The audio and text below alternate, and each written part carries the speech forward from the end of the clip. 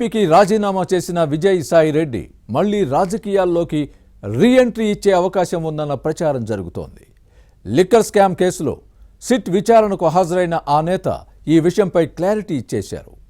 అతి త్వరలోనే ఓ జాతీయ పార్టీలో చేరొచ్చని భావిస్తున్నారు. ఇంతకీ విజయసాయి రెడ్డి చేరాలనుకుంటున్న పార్టీ ఏది? వైసీపీ మాజీలను కూడా వెంట తీసుకువెళ్లే ప్లాన్లో ఉన్నారా? వారితో మంతనాలు పూర్తయ్యాయా? What's the story?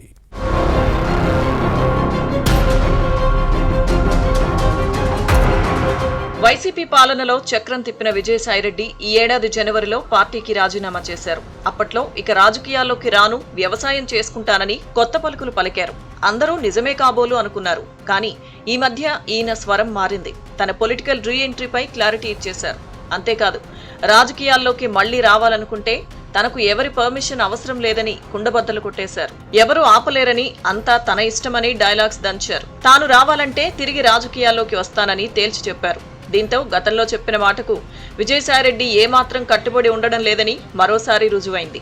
ఈ నేత లేటెస్ట్ కామెంట్సే రాజకీయ పునఃప్రవేశాన్ని నిర్ధారిస్తున్నాయని విశాఖలో టాక్ నడుస్తుంది. అంతేకాదు, అతి త్వరలోనే కమలం తీర్థం తీసుకుంటారని కూడా గుసగుసలు వినపడుతున్నాయి. ఎంతైనా రాజకీయాలు, పనులు జరిగే విషయంలో కొంత తేడా ఉన్నా, అధికార పార్టీలో ఉన్నా, ప్రతిపక్షంలో ఉన్నా ఆ గుర్తింపు వేరు. దర్జా, దర్పం ఉంటుంది. అందుకే పాలిటిక్స్ నుంచి పక్కకు తప్పుకున్న వారు కూడా మళ్లీ వస్తూ ఉంటారు.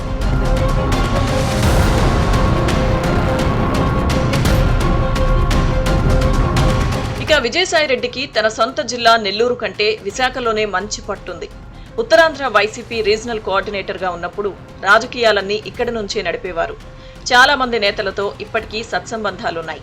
ఈ మధ్యన విజయసాయిరెడ్డి అత్యంత రహస్యంగా విశాఖకు వచ్చి వెళ్తున్నారు. తనకు పరిచయం ఉన్న వైసీపీ నేతలతో పాటు కూటమి పార్టీలతోనూ మంతనాలు జరుపుతున్నారని సమాచారం. ఇక్కడ ఎన్డీఏ నేతలు అంటేనే వైసీపీ నుంచి తెలుగుదేశం, జనసేన, బీజేపీలో చేరిన వారు ఉన్న విషయాన్ని గమనించాలి.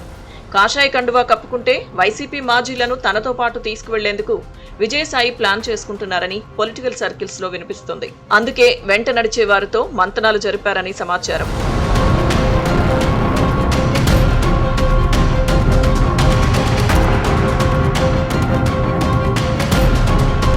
దేశంలోని చాలా రాష్ట్రాల్లో బీజేపీ సొంత బలంతోనే అధికారంలోకి వచ్చింది. కొన్ని రాష్ట్రాల్లో మాత్రం మిత్రపక్షాలతో అధికారాన్ని పంచుకుంటుంది. కానీ ఇలా ప్రాంతీయ పార్టీలపై ఆధారపడడం అధిష్టానానికి ఇష్టం లేదు.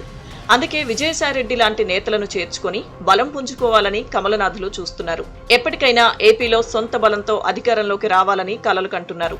అందుకే కూటమిలోని టీడీపీ, జనసేన అభ్యంతరాలను అస్సలు పట్టించుకోవడం లేదని అంటారు.